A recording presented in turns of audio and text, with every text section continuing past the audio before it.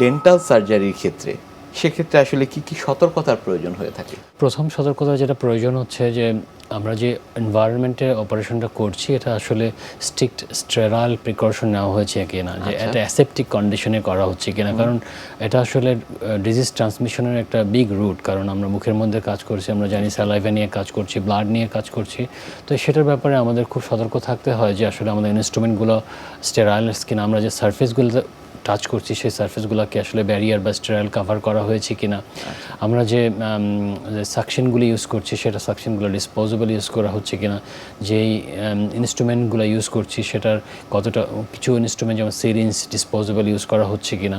So এগুলি হচ্ছে একটা বড় টু প্রিভেন্ট এনি কন্টামিনেশন। তারপরে আমাদের টেকনোলজিক্যাল যেটা বললাম যে আমাদের ইনস্ট্রুমেন্টাল সাপোর্ট প্রপারলি আছে কিনা, বা আমাদের ইনভেস্টিগেশনের জন্য যে ডায়াগনস্টিক সাপোর্ট বা ইমেজিং সেগুলোর সাপোর্টটা পুরো আছে কিনা। সো এগুলি এক বিগ ব্যাপার। আর হচ্ছে যে পেশেন্টকে আমরা কতটুকু কাউন্সেলিং করে কতটুকু তাদেরকে বোঝাতে পেরেছি যে আসলে ওনার এক্সপেকটেশন কী ছিল আর আমি তাদেরকে কী দিতে পারবো, সেই ডিফারেন্সটা আসলে ক্লিয়ার করা অপারেশনের আগে। জি, অনেক ধন্যবাদ আপনাকে আমাদের আজকের এই অনুষ্ঠানে আসবার জন্য। আপনাকেও ধন্যবাদ এবং দর্শক যারা দেখছেন তাদেরকেও ধন্যবাদ। প্রিয় দর্শক, এতক্ষণ দেখছিলেন স্বাস্থ্য প্রতিদিন। কথা হচ্ছিল খুব গুরুত্বপূর্ণ একটি বিষয়, মুখের সার্জারি নিয়ে। আশা করি আমাদের এই গুরুত্বপূর্ণ তথ্যগুলো আপনাদের অনেক বেশি উপকারে আসবে। অনুষ্ঠানের পর্যায়ে দেখে নেব কি থাকছে আগামী পর্বে স্বাস্থ্য প্রতিদিন অনুষ্ঠানে। জরায়ুর মুখে ক্যান্সারের মৃত্যুর হারটা অনেক বেশি বেড়ে গেছে, সেই হিসাবে এটা মহিলাদের ক্যান্সারের দ্বিতীয় অবস্থানে। আর এছাড়া আমাদের জরায়ুতে অংশ আছে, একটা হচ্ছে বডি আর একটা হচ্ছে জরায়ুর মুখ বা সার্ভিক্স বলা হয়।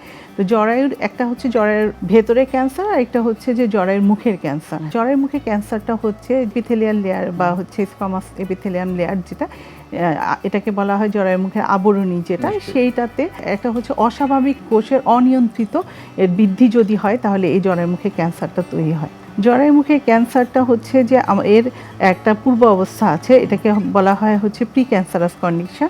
তো এই জরায়ুর মুখের ক্যান্সার এটাকে বলা হয় সার্ভাইকাল ইন্ট্রাএপিথেলিয়াল লিশন। এই এপিথেলিয়াল লিশনটা আমরা হচ্ছে আগে থেকেই যদি স্ক্রিনিংয়ের মাধ্যমে এটা আমরা হচ্ছে নির্ণয় করতে পারি। এই ইন্ট্রাএপিথেলিয়াল লিশন হওয়ার 10 থেকে 20 বছর পরে জরায়ুর মুখের ক্যান্সার হয়।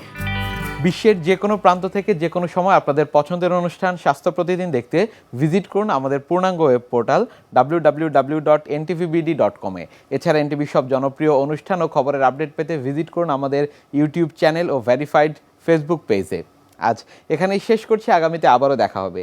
সে পর্যন্ত আপনারা সবাই ভালো থাকুন, সুস্থ থাকুন, এনটিভির সাথেই থাকুন।